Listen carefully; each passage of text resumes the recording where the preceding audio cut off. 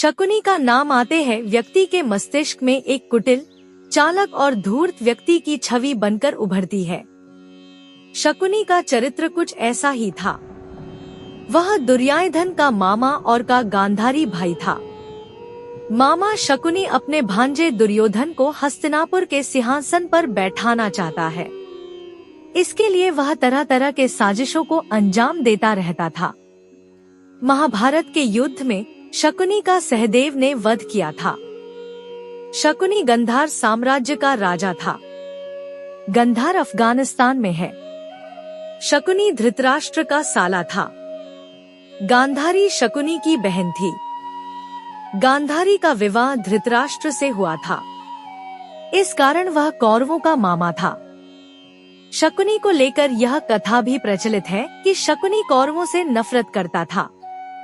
कहा जाता है कि भीष्म जब धृतराष्ट्र के लिए गांधारी का हाथ मांगने तो उन्होंने धृतराष्ट्र के अंधे होने की जानकारी नहीं दी। यह जाने बिना ही गांधारी के पिता सुबल ने इस रिश्ते को स्वीकार कर लिया।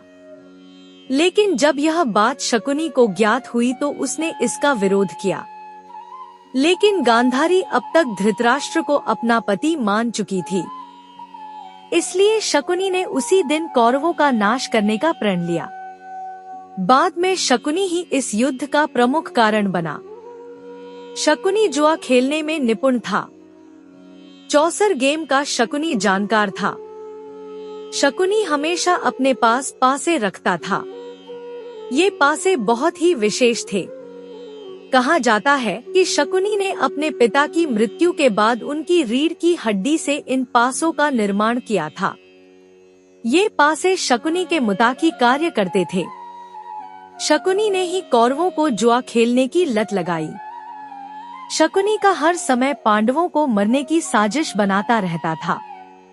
एक बार उसने सभी पांडवों को मारने के लिए विशेष प्रकार का लाक्षागृह का निर्माण कराया। लेकिन उसकी इस योजना पर विदुर ने पानी फेर दिया और पांडव बच निकले।